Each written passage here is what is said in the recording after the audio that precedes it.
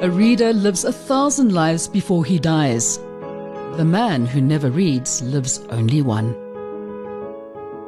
Come into the reading room, all you lovers of language and literature.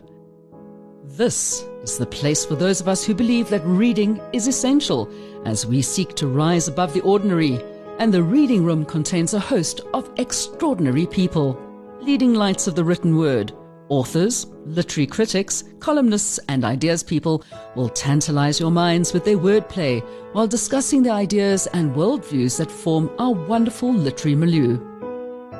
Come step into a world of magic, the place of undiscovered treasures, a room of reading.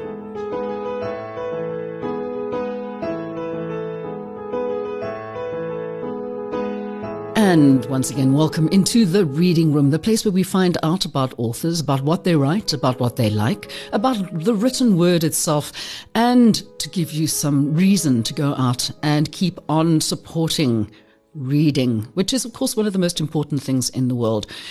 And one of my favorite people, South African, now not living in South Africa anymore, where she used to be just down the road from her, which is why I know so much about her, but now living over in lovely London. It's the gorgeous Rosie Blom, as we like to call her, Rosie Fiore. Thanks for joining us in the reading room today. It's lovely to see you, Melly, and I'm really, really grateful that you asked me to do this. Now, where are you actually? You're in London, North London? I'm in northwest London in an area called Mill Hill, and I can categorically tell you it's the best part of London. Where we live is unbelievably green. I can walk 5 minutes from my house and be walking in proper wild countryside where there are horses, and I live next to a golf course where there are little deer that run around and rabbits and foxes, but we're 25 minutes from town on the tube, so it's just about perfect. It's great. Yeah, it sounds idyllic, and that's the kind of place that everybody thinks that they're going to go and live in London. The truth a lot of the time, unfortunately, is like you end up in a basement flat in Pimlico or something, which is not ideal. But why, we're going to get into what you did here in South Africa. Why the move from South Africa to England? What made you make that change in your life? Well, I'd always felt an affiliation for the UK. My mother was Scottish, born and bred in Glasgow, and I fell in love with London the first time I visited it when I was 5. And my lifetime dream, as Melly will know, being an old friend, was that I wanted to write books and be published, but be published in the UK, which for me was the home of literature. I had a job opportunity that gave me the opportunity to move to the UK in 2000. So I know that for a lot of South Africans who leave the country, it's about moving away from, and for me, it definitely wasn't. It was about moving to. It was about moving to an opportunity to participate in the publishing industry in the UK, wider opportunities for my son, who was 7 when we left and is now 28. Is it really 21 years? I can't believe it. It is 21 years this August since we left. But yeah, and it was 100% the right choice. I don't love everything about the UK. Certain recent political choices have given me the grey hairs, you can see. But I am a Londoner and I love the city with all my heart. It still makes me excited every time I go into town, see the Thames. I love it. I think that if you've lived in London, there's always going to be that part of your heart which really hankers for it when you're not there. And even if I'm an actual proper Pompey lass from Portsmouth and all, I still would consider myself more of a Londoner than anything else, apart from obviously being a Joey's O, you know. We Joburg people are a thing. And especially the people from the Hurst, which is where Rosie also used to live. Now, let's go right back. And I mean, I met you when you were doing comedy games. I'm sure it was around about that time. It was around about that time, and when we were both also working on magazine program for Mnet. Yes, Front Row. Making inserts and stuff. It was Front Row, and so I was working in television, writing and producing, and doing a lot of writing for TV mainly. So my background was initially in theatre. I trained... You were an actor? At Wits.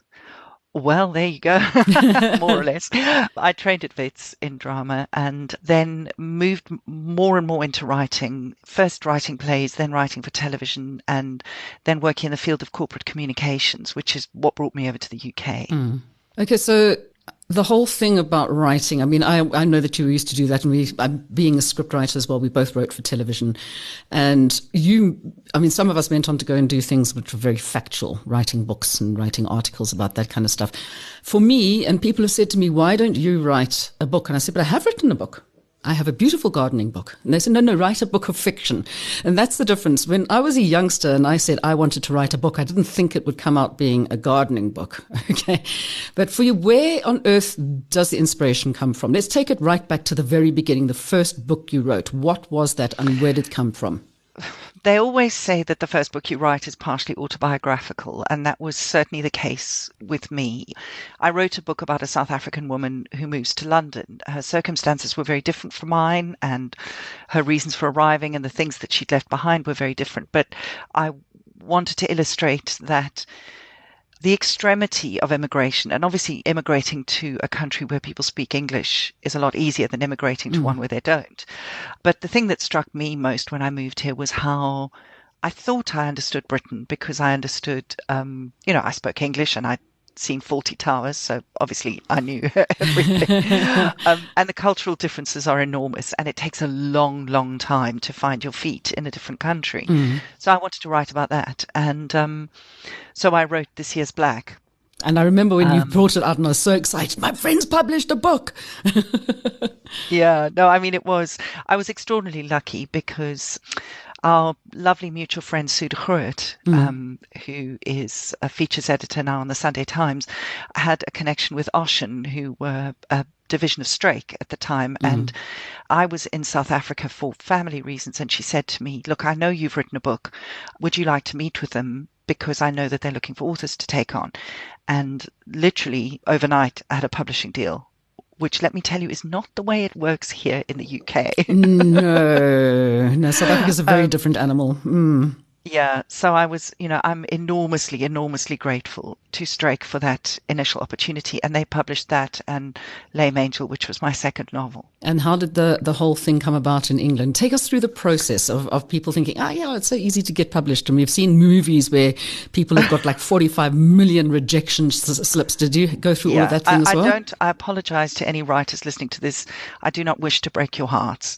Obviously, there are wonderful stories about writers who get snapped up by the first agent they submit to and have wonderful bidding wars from lots of publishers. But I was published by Ocean, and I thought, well, obviously then it's going to be easy to get a UK agent and a UK deal. So I put together a package with a copy of my book, a sheaf of reviews, and started sending it out to agents.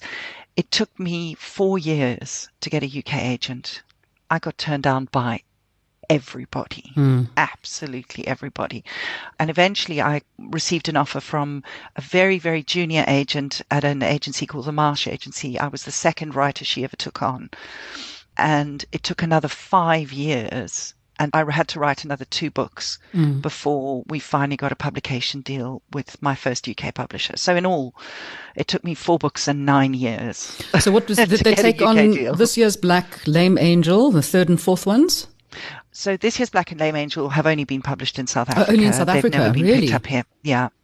Then I wrote a book that still breaks my heart that nobody ever published, called Ransomed of the Fall, which was about a kind of a fictional writer of fantasy novels who has a cult following and the effect of that on her family after she dies. And I really loved it, but we pimped it to every publisher in town and nobody bought it.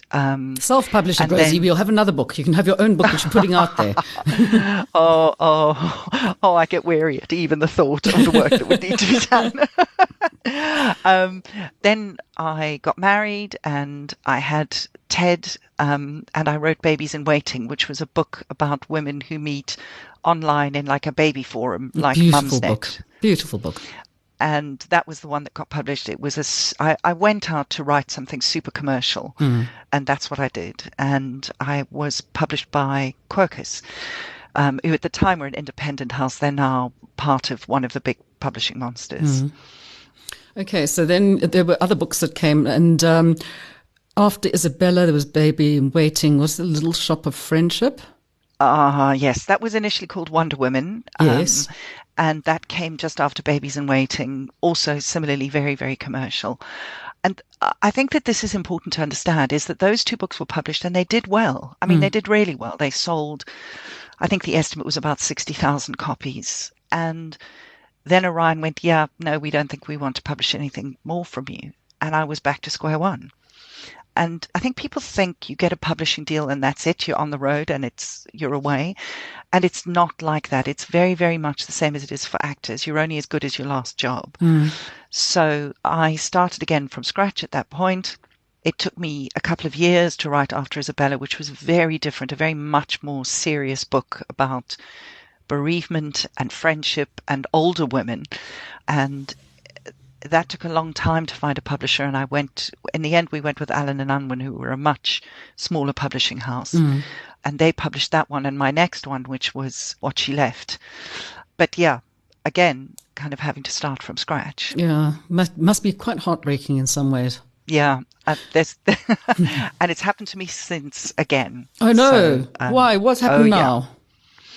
Well, after What She Left, in fact, in the middle of What She Left, I was approached by Orion.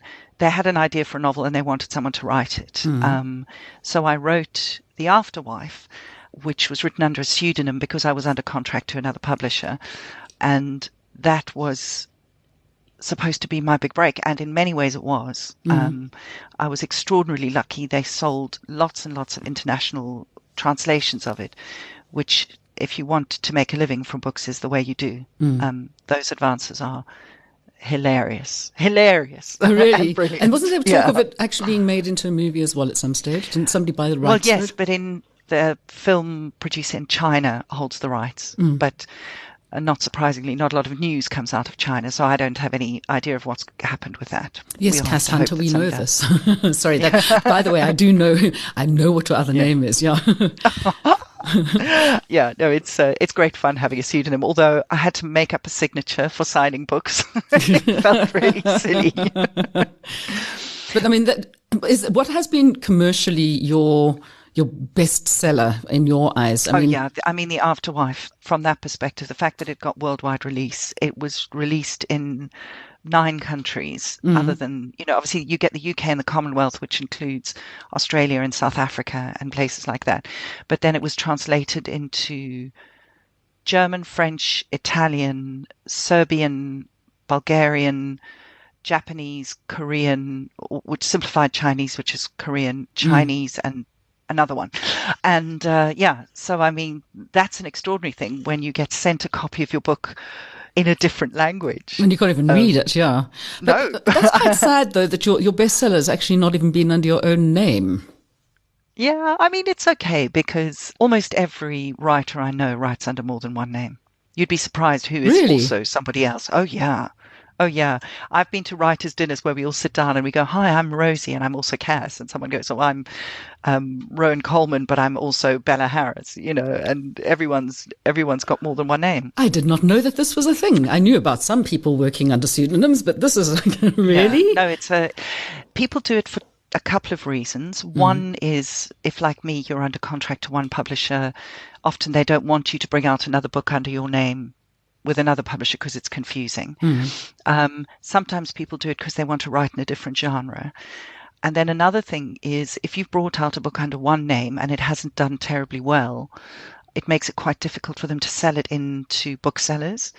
If they bring it out under another name, they type your name into a computer and nothing is associated with it. So it's what we do to avoid what they call bad track. Oh, okay. We're learning all of these things now. It's lovely to be able to actually speak to somebody who's been through this process, who hasn't self-published, who's outside of South Africa, but understands the whole South African dynamic as well. But so where are you at the moment? Where in the process are you at the moment? Oh, okay. So just to finish the things not working out story, while The Afterwife sold really well around the world, it didn't do particularly well in the UK. And in the end, Orion decided not to take another book from me. And it was genuinely devastating. I can't begin to say, I really thought this was it. I was flying, that things were going really well. And I decided at the same time that it was time to leave my agent. She'd been great, but our paths had kind of, moved in different directions. So 2 years ago, I had no agent, no publisher. I was properly back to square one, and I honestly thought nothing would ever happen for me again. So I decided to do a master's degree in creative writing to build my craft, to build my confidence. So I did that at Royal Holloway, University of London, which was great, and I learned a lot from that. And then in 2019, I took a swerve back into my old background, which is theatre, and in a fit of madness wrote and directed a stage adaptation of Dracula, which is a book I'd been obsessed with for years. Yeah. And I also always thought, if you've actually read the book, I've never seen a good adaptation of it. It never actually reflects what's in the book, and it's such a great book. So I did that and nearly gave myself a stroke because it was so stressful. But I spent a year immersed in Dracula.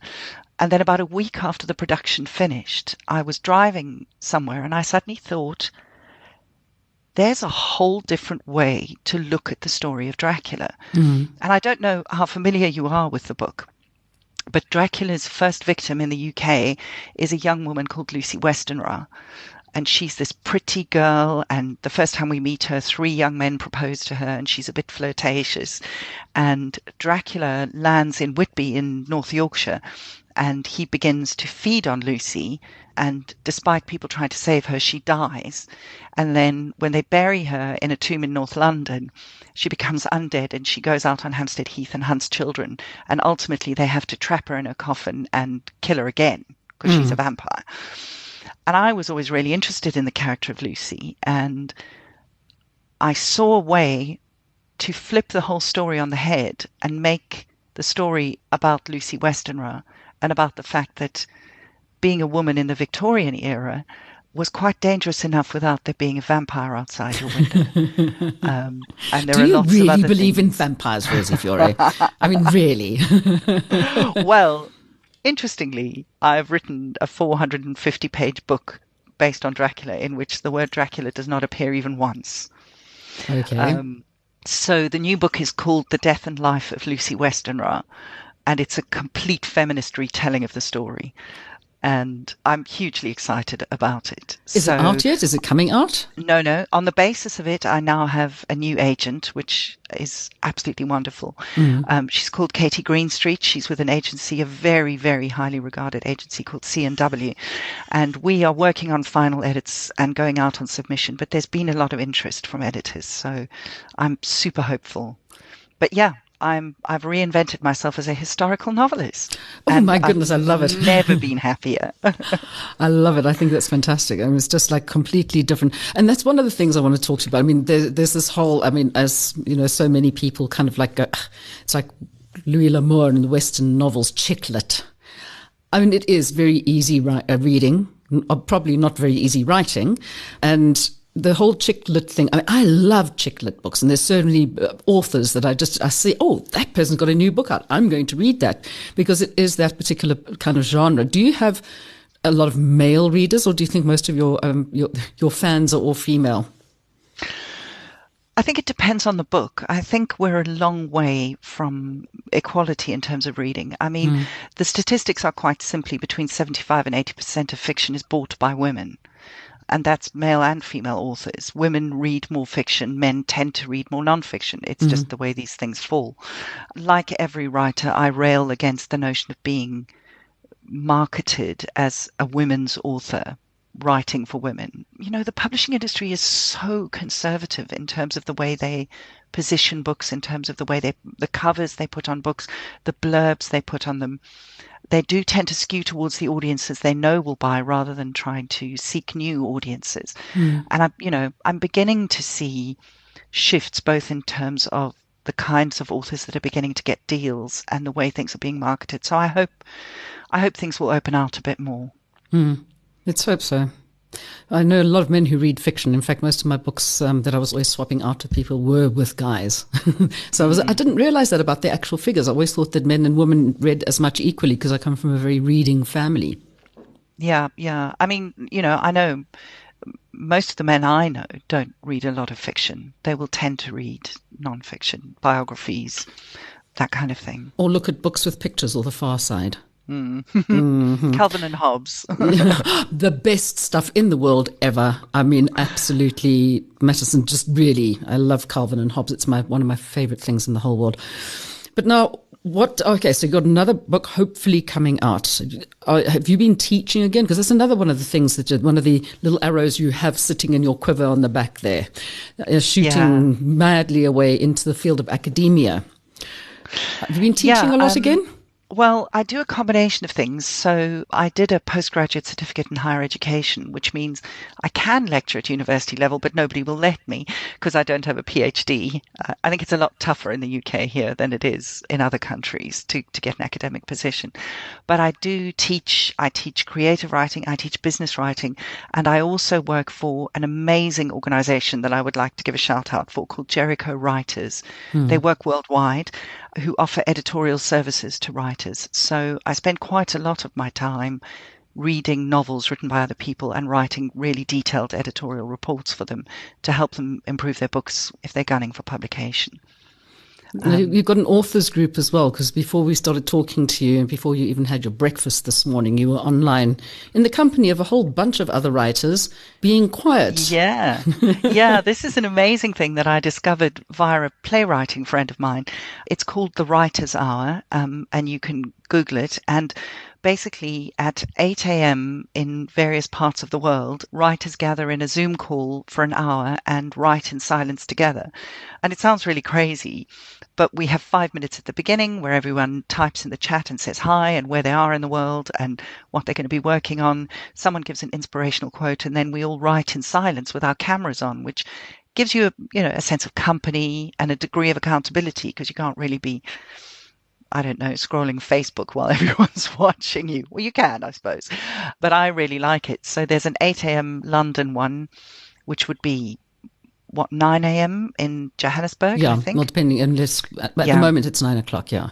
Yeah, and then 1 p.m. here, which is 8 a.m. in New York. Then there's an LA one in the late afternoon, and if you're an insomniac, they do an 8 a.m. in New Zealand as well.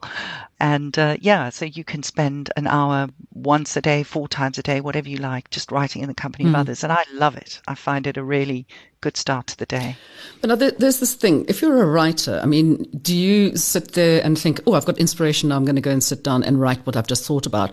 Or are you one of the people who gets up, gets dressed, makes the bed, and then goes and sits down in your office in front of your computer and starts writing that this is now your working day? How does your process work? It's taken me many, many years to realize that almost no writing happens sitting at the computer. It takes a lot of working stuff out. Obviously, particularly with historical stuff, there's a lot of research, some of which is on the computer, some of which is delving into books or going to libraries or whatever. But the best moments of writing happen for me when I'm hanging the washing out, having a bath. Things will begin to work themselves out in my head. In terms of actual words on the page, I have a system which I started with my first novel, and on my 12th novel, I'm still doing it, where I write 1,200 words a day, every day, 7 days a week when I'm writing a first draft. How long does that take? Anything between an hour and a half and a whole day, depending on how it's going. So you actually have to have that in your mind right in the very beginning, that every single day you are going to do that amount of words. It's not a case of like, I'm only going to write when the mood takes me. Yeah, it doesn't work for me. I find that I have to live in the story. My husband always jokes that he knows we're deep in a book when we talk about these people as if they're real. The characters come and live in the house with us. And we go, well, of course, Lucy did this today. And I'm really worried about what Homewood's going to do because, and we talk about them as if they're real people. Because you have to live in the story. You have to hold all of those threads in your hands all the time. And I find that if you stop, it becomes really easy to lose faith and courage or write yourself into a corner and feel that you can't get out of it. But if you have to keep going, you do. It's like method acting. Yeah, you just resolve the problems. And it's never failed me yet. It's not for everyone, but it works for me. I'm glad it does, because you bring out some amazing stuff. But what have we got planned for the future apart from carrying on writing? I mean, are you going to stay in your little house in Mill Hill for a long time, or are there bigger dreams afoot? It's really funny because people talk about retiring, and I can't imagine that I would ever stop writing. P.D. James brought out her last book at 92. Ruth Rendell wrote into her late 80s. I fully intend to write until they prise the computer from my hand and tell me I'm gaga and it's not making sense anymore. I mean, I would love to keep writing novels for the rest of my life. It is honestly the best job in the world. It's preposterous that I get to just sit and make stuff up. Yeah, I mean, as I say, we have a really, really happy life. Obviously, it would be brilliant if I got £1 million book deal and we could have a house on the coast or whatever. But to have the privilege to keep doing what I do would be the greatest happiness I could imagine. That does sound rather good. When you make it, well, not when, I mean, not if, but when you do make it, okay? Remember to send a ticket over for your little friend here if we're ever allowed to fly anywhere anymore. You'll be at my book launch, baby. Okay. So I know that you were going to be coming out to South Africa before the pandemic hit. Any chance of seeing you out here on our shores? And if you do come, what chance would there be that you'll be setting up like an author, meet the author and actually getting South African public really invested and involved in what you've been doing? Seeing as you are South African. I am indeed, and I would love nothing more. You know, I'm really plugged into the South African book scene. Obviously, I follow lots of South African bookshops online and other South African writers and publishers and editors. So I'm very much aware of what's going on, and I would so much love to be more part of the scene and to champion the work that people are doing and just be a part of it. I was due to come out last year for a family wedding, which has now been postponed 4 times and which just breaks. It's so heartbreaking because obviously our family is scattered across the world and it's the one of the rare opportunities for us all to get together. So believe me, as soon as we can, we're coming, and I would just love to get to meet lots of South African book people. Well, why don't we set up and get Sue or Paige Nick or somebody to set up to do a Q&A with you, with Mike Nichol or one of those people. I went to one that they did the other night, an online one, and you can just zoom in and watch. Have you done a lot of those during the pandemic? You know, I don't have a book out at the moment, so... But I mean, just talking to you as an author. Absolutely. You don't have to have a book out. Yeah, I mean, I have to say the technology, limiting though it is, has just been an amazing tool to be used. I'm part of a number of writers groups here. Last year I did a playwriting course with the National Theatre, and our National Theatre group has stayed kind of united, frequently meeting on Zoom, bringing in writers to talk to us. And I think that kind of thing is just brilliant because also it transcends geographical barriers completely. And I think hopefully that is something that we can keep going forward. Well, I mean, you just got such the most beautiful face. I just want people to see it as much as possible. And talking about that, would you ever go back into acting? Well, you know, I am very, very involved in amateur theatre here in the UK. I don't feel that I have the skills to go professional, and Lord knows it's hard enough here to do anyway. But I'm currently playing Malvolio in a production of Twelfth Night. We're in rehearsal for a company So you're crossing gender boundaries here, are we? I am. I'm playing her as a woman. But yeah, we're doing a brilliant production with a company called Garden Suburb Theatre, and we'll be performing in a clearing in a wood at the end of August. So I'll be getting my yellow stockings on. Oh, listen, you're going to have to absolutely get somebody to like film it and put it out for us. We'll get it all over the place. This is something I've got to see. It would be fantastic. Oh, I mean, the joy of doing Shakespeare again and the joy of being in a rehearsal room. I don't think I was born to be a writer. I'm much too sociable, and I'm just so loving the opportunity to work with people in a rehearsal room. It's great. Okay, so one bit of advice that you'd give to anybody who said, I want to write a book, I have a great idea, I'm going to be the best author ever. What is one word of advice you as a published author would give that person? Finish the book. It sounds really stupid, but when I mean finish, I don't mean just finish a first draft. I mean work it until you actually can't work it anymore. My most recent book I paid a professional editor to work on it with me, and she was brilliant. I then had it professionally proofread, and my agent has now done 2 further edits on it. If we do sell to a publisher, they'll do another 3 or 4 edits on it. It's never finished. Keep polishing, keep working. You can always make it better.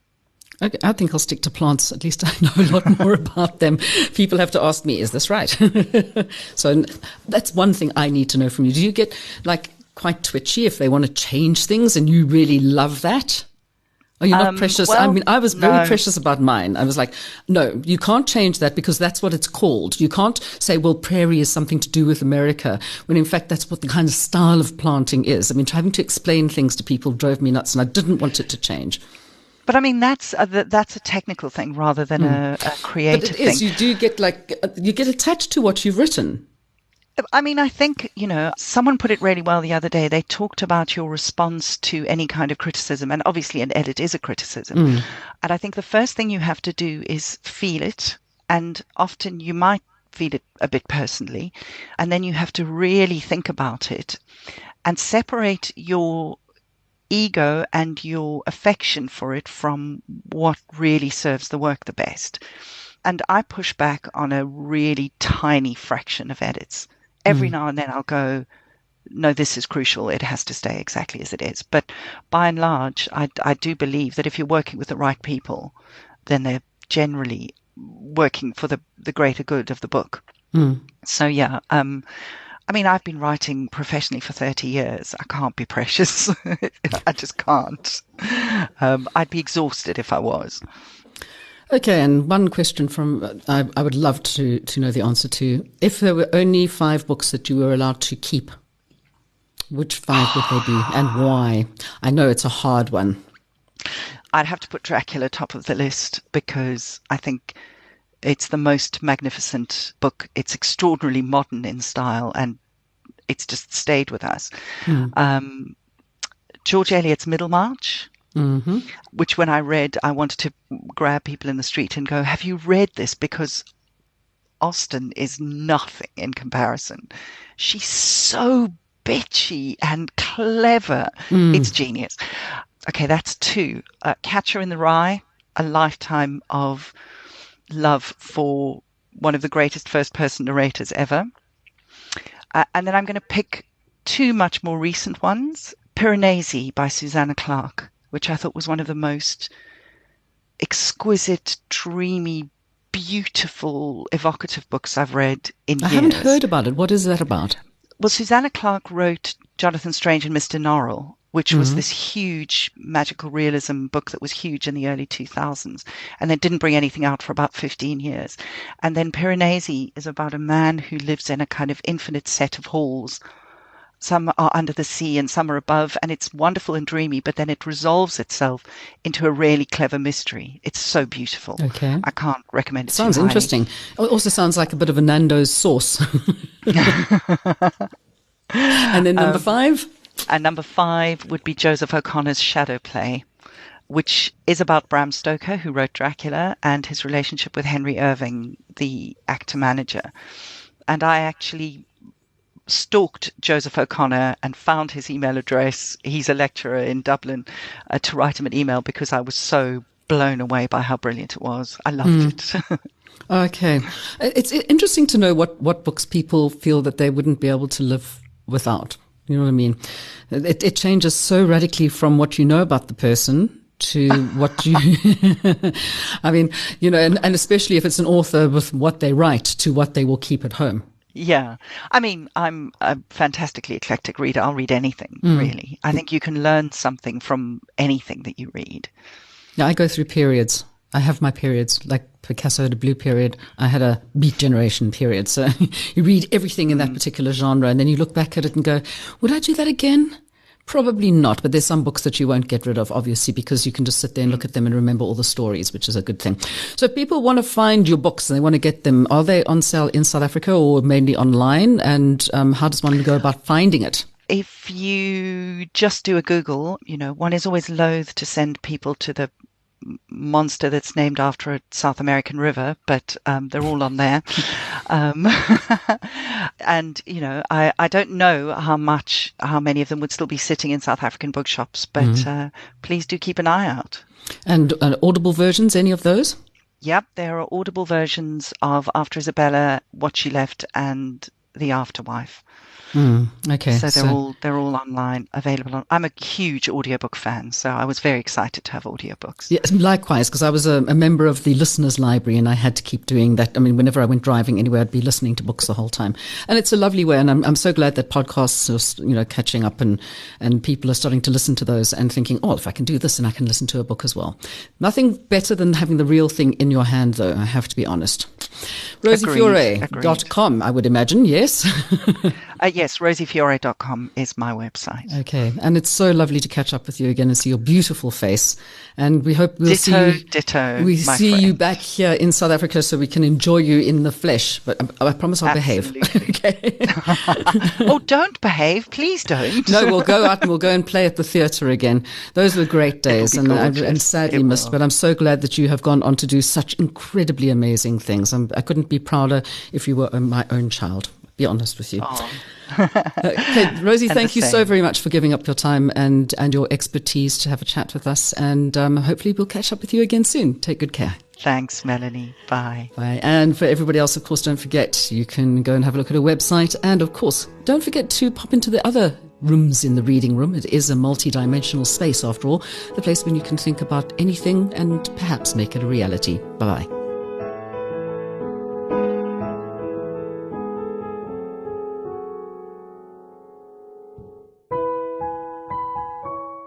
You've been listening to another production from Solid Gold Podcasts.